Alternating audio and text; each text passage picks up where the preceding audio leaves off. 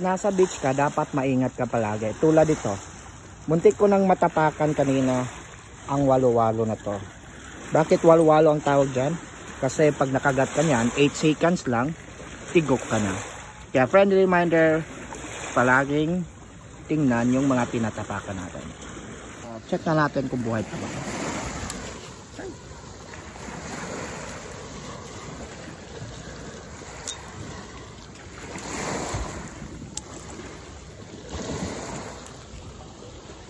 Buhay pa ba ito?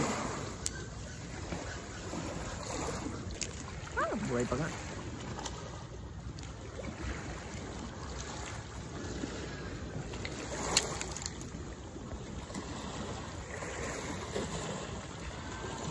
Umaga lang. Buhay pa nga guys.